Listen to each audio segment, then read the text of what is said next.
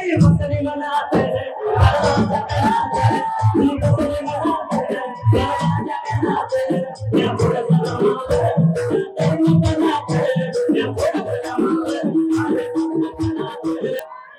मनोका.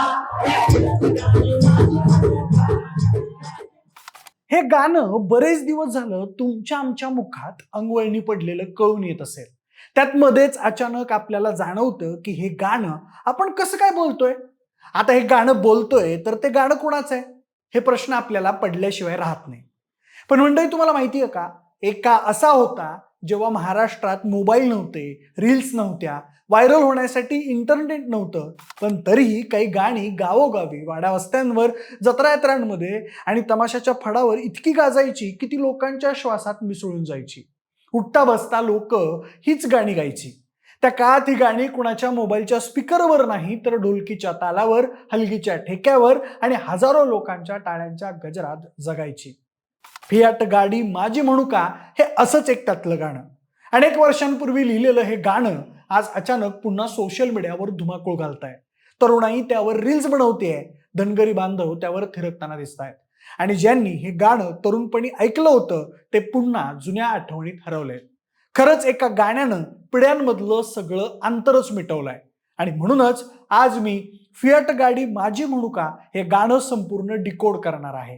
हे गाणं कुणी लिहिलं, या गाण्याचा अर्थ काय आहे, हे गाणं कुणी सादर केलं, याची सगळी इत्तंभूत माहिती तुम्हाला आजच्या या व्हिडिओच्या माध्यमातून मी सांगणार आहे. नमस्कार, मी प्रथमेश आणि तुम्हाला तर माहिती आहे आपला विषयच भारी. म्हणजे आजच्या काळात एखादं गाणं व्हायरल झालं की लोक सगळ्यात आधी त्याचा डान्स बघतात, ताल ऐकतात किंवा त्यावर रील्स बनवतात. पण फार कमी लोक त्या गाण्यामागची गोष्ट शोधतात. फियाट गाडी माझी म्हणू का या गाण्याचंही तसंच झालंय. सोशल मीडियावर लाखो लोक या गाण्यावर नाचतायत, पण हे गाणं का लिहिलं गेलं, त्यात नेमकं काय सांगितलं आहे आणि त्याचा अर्थ किती खोल आहे हे फार कमी लोकांना माहिती आहे. म्हणजे या गाण्याचे शब्द वामनदादा कर्डक यांनी लिहिले. आज जे गाणं आपल्याला मजेशीर वाटतंय त्यामागे समाजाचं भीषण वास्तव, माणसाच्या स्वाभिमानाची भावना आणि गावाकडच्या महाराष्ट्राचं जगणं दडलंय. आणि हेच गाणं पुन्हा चर्चेत येण्यामागं धनगरी कलाकारांच्या सादरीकरणाचा मोठा वाटा आहे. सोशल मीडियावर धनगरी पोशाखात, हळदीनं माखून, ढोल हलगीच्या तालावर हे गाणं सादर करणारे अनेक व्हिडिओज व्हायरल झाल्यानंतर पुन्हा एकदा महाराष्ट्राला आपल्या लोककलेची आठवण झाली आहे. या गाण्यातील फियाट गाडी हा शब्द फक्त एका मोटर गाडीचा उल्लेख नाही आहे, तर एकेकाळी फियाट ही गाडी म्हणजे श्रीमंती, प्रतिष्ठा आणि मोठेपणाचं प्रतीक मानलं जायचं. गावात एखाद्या श्रीमंताकडे किंवा मोठ्या अधिकाऱ्याकडे फियाट गाडी असली की संपूर्ण गाव तिच्याकडे कौतुकाने पाहायचं.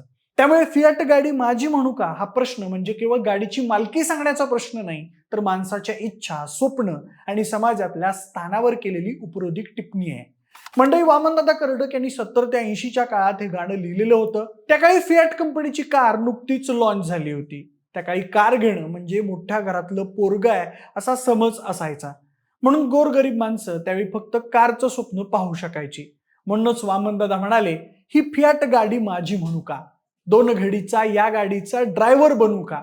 निदान कार घेऊ शकत नाही, पण 2 मिनिटांसाठी ड्रायव्हर बनावं आणि मालक तरी होऊन पाहावं, असं यातून वामनदादा गरिबांच्या स्वप्नाला हात घालू पाहतायत. आता पुढे गाडीत बसल्यावर एखाद्या गरीबाला आणि त्याच्या बायकोला काय वाटत असेल यावर सुंदर अशी रचना केली आहे. म्या पम पम करावं, तुम्ही बाजूला सरावं, कुणी आडवं आलं तर म्या बिरेक मारावं, इथं मी राजा हिला मी माझी राणी म्हणू का, माझी म्हणू का, ही फियाट गाडी माझी म्हणू का, माझी म्हणू का, ही फियाट गाडी माझी म्हणू का. असं म्हणत वामनदादांनी गरीबाला कारमध्ये कसं राजासारखं वाटेल याबद्दल शब्दांतून स्वप्न उतरवलंय. वामनदादांनी अत्यंत साध्या भाषेत मोठा सामाजिक अर्थ मांडलाय. बाकी त्यांच्या लेखणीतून नेहमीच सामान्य माणसाचं आयुष्य बोलत असायचं. म्हणजे महाराष्ट्रात लोकगीतांची परंपरा हजारो वर्षांची आहे.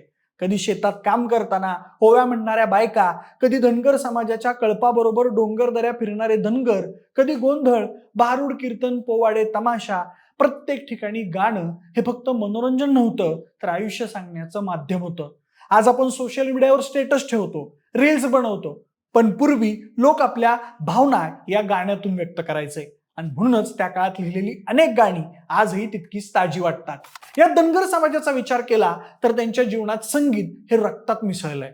मेंढ्यांच्या कळपासोबत दिवसेंदिवस फिरताना, निसर्गाशी संवाद साधताना आणि कठीण जीवन जगतानाही त्यांनी गाणं कधी सोडलं नाही. त्यांच्या ढोलाच्या तालात ताकद आहे, त्यांच्या नृत्यात रांगडेपणा आहे आणि त्यांच्या आवाजात मातीचा सुगंध आहे. म्हणून जेव्हा फियाट गाडी माझी म्हणू का हे गाणं धनगरी ढंगात पुन्हा सादर झालं तेव्हा ते थेट लोकांच्या मनात पोहोचलं. त्यामुळे सगळीकडे व्हायरल व्हायला लागलं, कारण त्यात कृत्रिमपणा नव्हता. ते गावाकडचं अस्सल होतं, मातीशी जोडलेलं होतं आणि म्हणूनच लोकांनी ते डोक्यावर घेतलं. आज रील्सवर लाखो व्ह्यूज मिळत असले तरी त्या गाण्याला जीव देणारी ताकद ही महाराष्ट्राच्या लोकपरंपरेतूनच आली आहे. म्हणूनच या गाण्याचा उल्लेख झाला आणि वामनदादा कर्डक यांचं नाव घेतलं असं होत नाही. मंडळी, वामनदादा कर्डक हे महाराष्ट्रातील सगळ्यात प्रभावी लोकशाहीरांपैकी आणि महाकवी म्हणून मानले जातात. त्यांनी आयुष्यभर सामान्य माणसासाठी लिहिलं. त्यांनी लिहिलेल्या त्यांच्या गीतांमध्ये स्वाभिमान होता, संघर्ष होता, अन्यायाविरुद्ध आवाज होता आणि माणुसकीची ओढ होती. डॉक्टर बाबासाहेब आंबेडकरांच्या विचारांनी प्रेरित होऊन त्यांनी हजारो गीतं, भारुडं, शाहिरी रचना आणि जनजागृतीपर गाणी लिहिली. त्यांनी गावोगावी फिरून आपल्या आवाजातून समाज प्रबोधन केलं. त्यांच्या शब्दात साहित्यिक सौंदर्य होतच, पण त्याहून मोठी गोष्ट म्हणजे ते शब्द थेट सामान्य माणसाच्या हृदयात उतरायचे. वामनदादांच्या गाण्याचं वैशिष्ट्य म्हणजे त्यांना कोणत्याही मोठ्या संगीताची गरज नव्हती. त्यांचे शब्दच इतके प्रभावी असायचे की लोक स्वतःच ताल धरायचे. आता हे गाणं सादर केलं ते म्हणजे आपले शाहीर बाळू हराळे. आता हे शाहीर बाळू हराळे कोण आहेत? तर बघा मंडळी, कोल्हापूर जिल्ह्यातील करवीर तालुक्यातील धनगरी लोकशाहीर म्हणून ते ओळखले जातात. शाहीर बाळू हराळे आणि त्यांची सहकारी मित्र पश्चिम महाराष्ट्रामध्ये ठिकठिकाणी कार्यक्रम घेतात. ढोल हलगीच्या तालावर खास करून धनगरी ओवी बाजामध्ये ते ही गाणी सादर करत असतात. जेव्हा हे गाणं व्हायरल झालं त्यानंतर बाळू हराळे यांना विचारणा केली असता हे गाणं महाकवी वामनदादा कर्डक यांचं आहे. आम्ही प्रत्येक कार्यक्रमामध्ये काही नवीन करण्याचा प्रयत्न करत असतो. नवीन पिढीला जुनी गाणी आमच्या सुरामध्ये गाऊन समाजाचं प्रबोधन करत असतो. सांगलीमध्ये गाणं आलं, आता आम्हाला प्रतिसाद मिळतोय, याबद्दल समाधान वाटते, अशी प्रतिक्रिया शाहीर बाळू हराळे यांनी दिली. बाकी या गाण्यानं सध्या सोशल मीडियावर अचानक जे लोककलेचं वारं आणलंय त्याला कशाचीच तोड नाहीये. हेच वारं असंच वाहत राहावं, अशीच गाणी जुन्या पिढीकडून नव्याकडे आणि नव्या पिढीकडून पुढच्या पिढीकडे जाणं, हे असंच सदैव टिकून राहणं म्हणजेच लोककलेचं जिवंत राहणं आहे. बाकी मंडळी, हे गाणं तुम्हाला कसं वाटतं याबद्दल आम्हाला कमेंट बॉक्समध्ये नक्की सांगा आणि सोबतच आपल्या विशेष भारीच्या YouTube चॅनलला सबस्क्राईब करायला अजिबात विसरू नका. धन्यवाद.